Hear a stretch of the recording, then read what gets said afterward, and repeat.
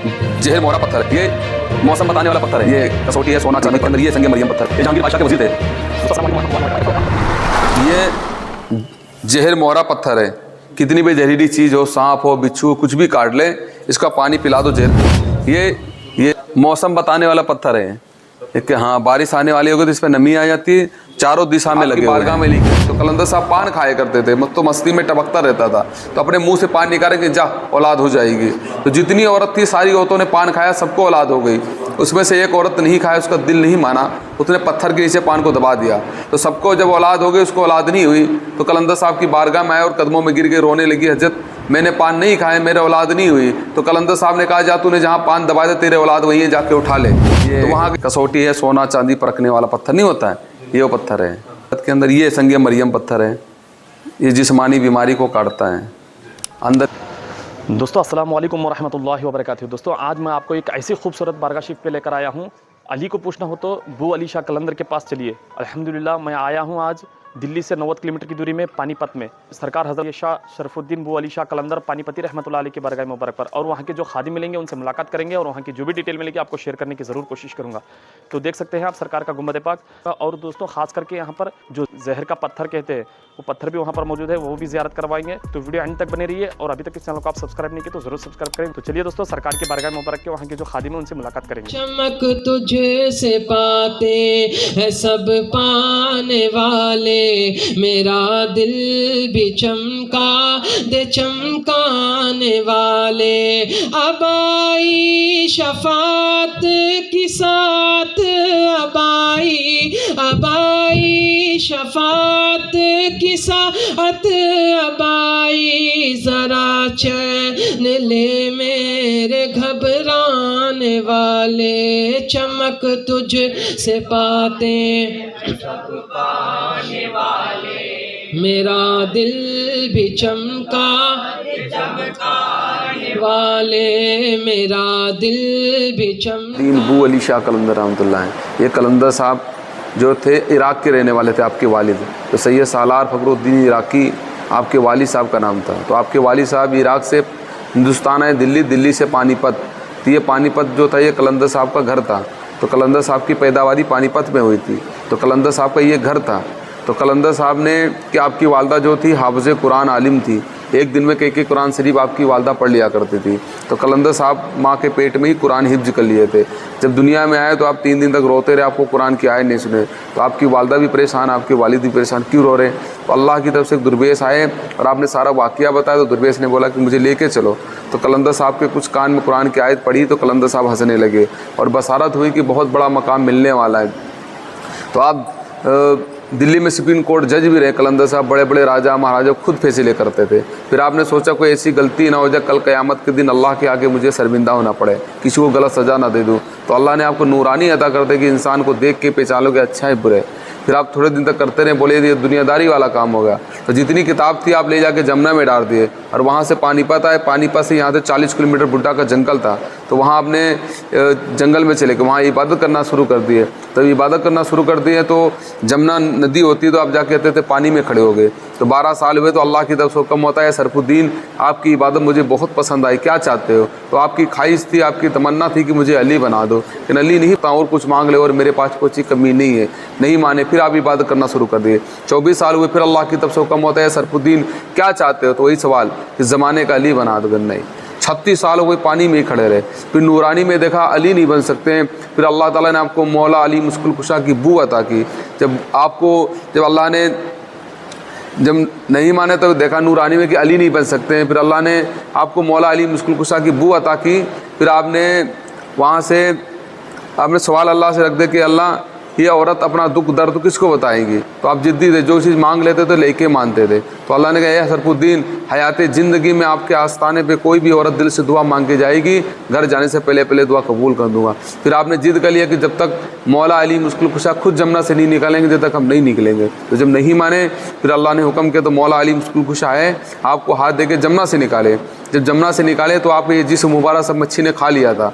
फिर मौला अली मुश्किल कुशा ने आपको सीने से लगाए तो मौलाए कायनात का जिस्म मुबारक आपके अंदर आ गया था। अबू अपनी आप को अता कर दिए थे और रूबरू आपने दीदार करा मौला अली मुश्किल कुशा का। और नूरानी में आप बेत भी हो गए थे, किसी से बेत नहीं हुए, नूरानी में मौला अली मुश्किल कुशा से बेत हुए।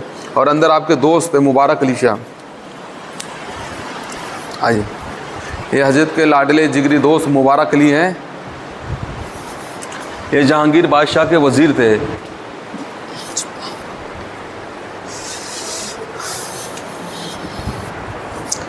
ये सरकार मुबारक अली जिगरी दोस्त, ये सरकार के लाडले जिगरी दोस्त थे। सुल्तान गियासुद्दीन बलबन बादशाह था, तो बादशाह को औलाद नहीं हुआ करती थी। तो बादशाह आपकी बारगाह में आए और हजरत से कहा, हजरत मेरे लिए दुआ कर दीजिए अल्लाह से कि मेरे औलाद हो जाए। तो आपने दुआ किया और वादा किया कि तुम्हारे 2 बेटे होंगे, एक बेटा मुझे दे देना, एक तू रख लेना। तो कलंदर साहब की दुआ से 2 बादशाह को बेटे हुए, सुल्तान गियासुद्दीन बलबन को। तो कलंदर साहब की दुआ से 2 बेटे हुए। तो बड़ा बेटा सरकार ने मांग लिया था, तो 6 महीने के थे, कलंदर साहब की गोद में डाल दिए थे। तो कलंदर साहब ने ही परवरिश की।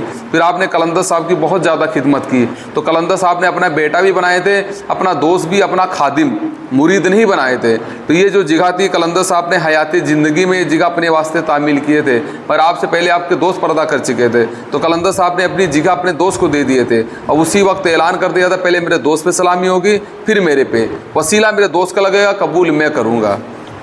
और सरकार का एक वाक़या और है, जिसको औलाद नहीं हुआ करती थी, तो औलाद के लिए क्या आता, एक दही वाली थी, तो मटके पे दही लेके जाया करती थी। तो कलंदर साहब को दही बहुत पसंद था, तो वो रोज़ कलंदर साहब को दही दिया करती थी। तो रोज़ कलंदर साहब उसको सबसे ज़्यादा पैसे दिया करते थे। उसका रोज़ का काम था दही देना और आप पैसे देना। काफ़ी दिन चलता रहा। एक दिन आई, रोने लगी, कदमों में गिर गई, हजरत मैं इस पैसे को क्या करूँगा जब मेरा औलाद नहीं है। तो कलंदर साहब ने बोले, जा जितनी आसपास की औरत जिसको औलाद नहीं होती, कल को मेरे पास लेके आना। तो उसने पूरे शहर की औरतों को इकट्ठा करके आपकी बारगाह में लेके आई। तो कलंदर साहब पान खाया करते थे, तो मस्ती में टपकता रहता था, तो अपने मुंह से पान निकालेंगे, जा औलाद हो जाएगी। तो जितनी औरत थी सारी औरतों ने पान खाया, सबको औलाद हो गई। उसमें से एक औरत नहीं खाया, उसका दिल नहीं माना, उसने पत्थर के नीचे पान को दबा दिया। तो सबको जब औलाद हो गई, उसको औलाद नहीं हुई। तो कलंदर साहब की बारगाह में आए और कदमों में गिर के रोने लगी, हजरत मैंने पान नहीं खाए, मेरे औलाद नहीं हुई। तो कलंदर साहब ने कहा, जा तूने जहाँ पान दबाया था तेरे औलाद वहीं है, जाके उठा ले। तो वहाँ गए, उसको वहीं औलाद दोगे। तो अब भी इतनी तासीर है कि जिसको औलाद नहीं होती, सरकार की बारगाह में पान लगा के और सरकार बू अली शाह कलंदर के वसीले से पान खा ले, उसको औलाद दा हो जाती है। यहाँ हुजूर बू अली शाह कलंदर की बारगाह में एक कसौटी पत्थर भी है और एक जहर मोहरे का पत्थर भी है, सरकार के बरामदे में लगा हुआ है। वो जिन्नातों ने 5 घंटे के अंदर बनाया था। आ जाओ दिखाता हूँ मैं।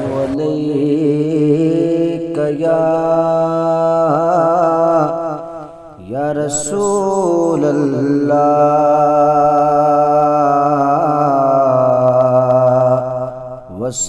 वसल्लम अलैका या हबीब। जो कुइयाँ हैं, ये जमुना सलामी करने आया करती थी कलंदर साहब में। तो जाके सीधे बारगाह के अंदर जाती थी और वहाँ जाके अंदर सफाई करके ना, फिर सारी आके फिर इसी में समा जाया करती थी। तो ये कुइयाँ, और ये कुइयाँ के ये फ़ायदे हैं कि बिल्डिंग को भी ये पूरी संभालती है। इसमें सारा पानी इकट्ठा हो जाता है और पूरी बिल्डिंग को ये पानी देती है।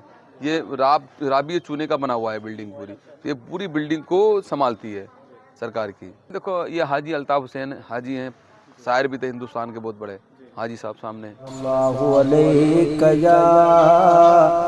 या रसूल अल्लाह। ये कसौटी पिलर है, ये कसौटी है, सोना चांदी परखने वाला पत्थर नहीं होता है, ये वो पत्थर है।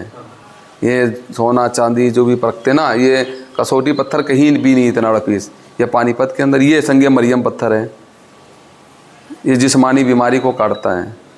अंदर भी नवाब साहब की दरगाह है, और दिखा देता हूँ। जी जी जी जी जनाब।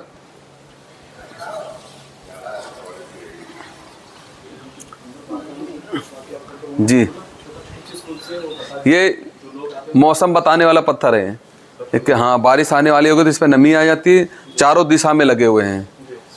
और आ जाओ,